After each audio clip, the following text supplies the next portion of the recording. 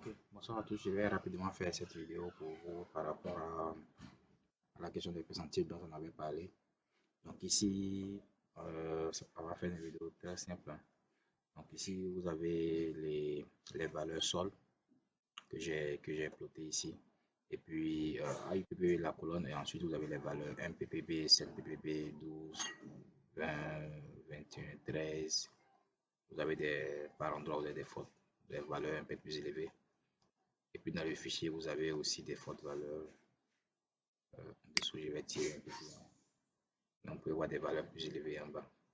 Alors donc avec le percentile, on va sélectionner, on va retirer, on va essayer de définir notre cutoff et puis nos différentes classes selon lesquelles on va attribuer les couleurs.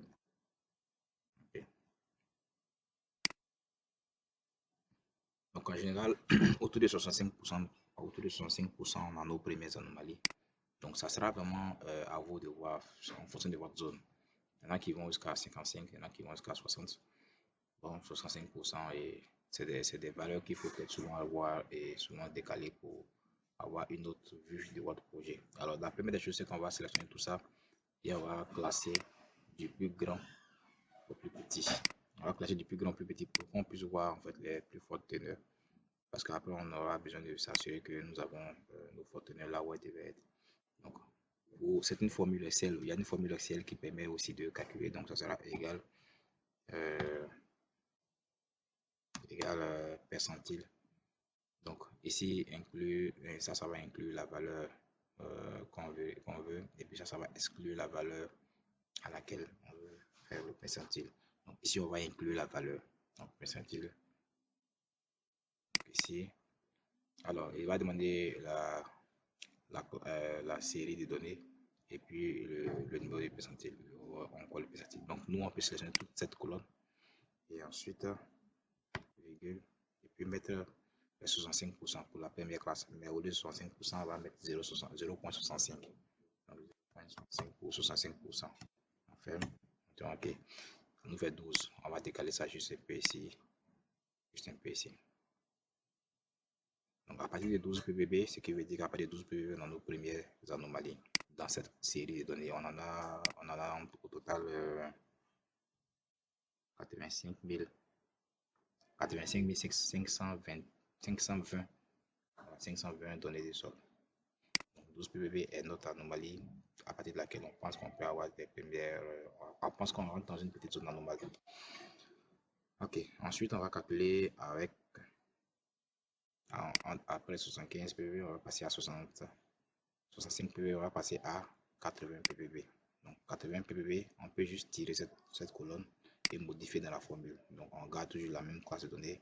Le 65 ici, on va mettre 0,8.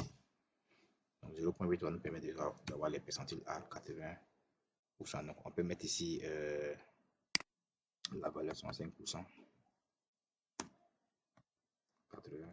80%. Et après on va calculer à 85%. Ensuite à 90%. Ensuite à 95%.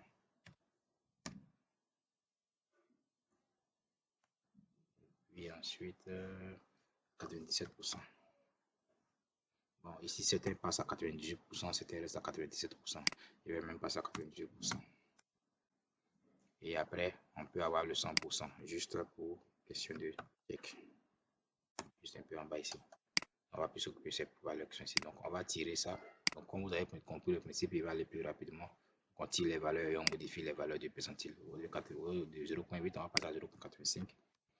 On aura une valeur ici à 90%. Donc, ça sera 0,9. On aura une valeur ici à 95%. Ça sera 0,95. Et ici à 98%, ça sera 0,98. Et puis ensuite, 100% sera donc pour vérifier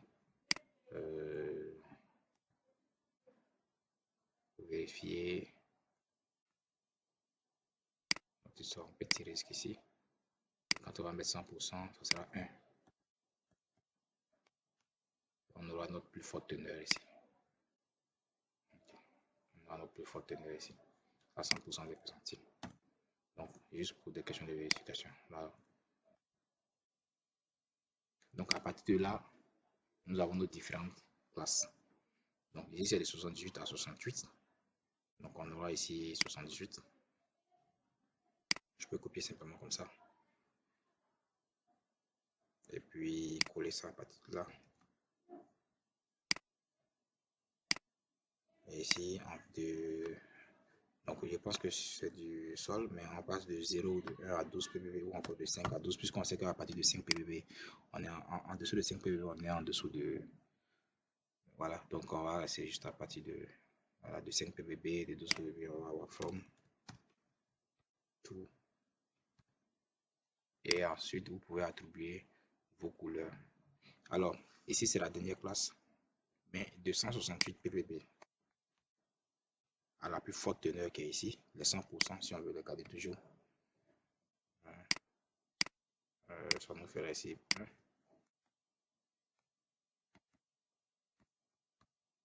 Donc, 268 à 18 000 à 181 000 ppb. On a 100%. Donc ici, ça fait aussi une autre classe qui fera notre forte teneur. Donc ici, on pourra affecter les différentes couleurs, le violet. Alors il y a certains qui vont, par exemple, ici, qui vont classer cette classe-là en deux.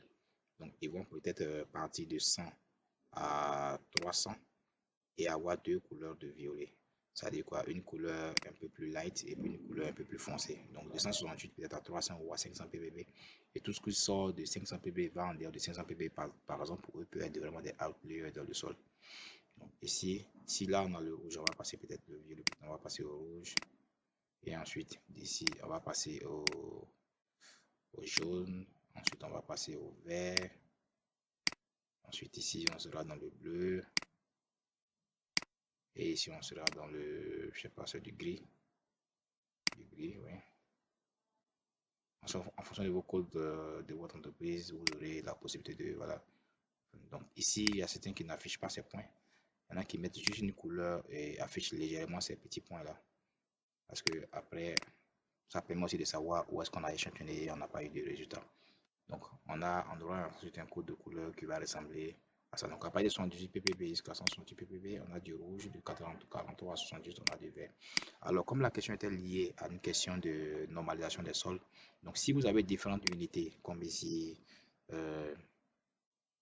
latérite, je ne sais pas comment vous appelez la latérite dans vos projets.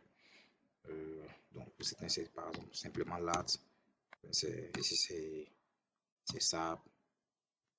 SAP. Ici c'est par exemple RP3, par exemple FP3 pour des FreeCAD plates.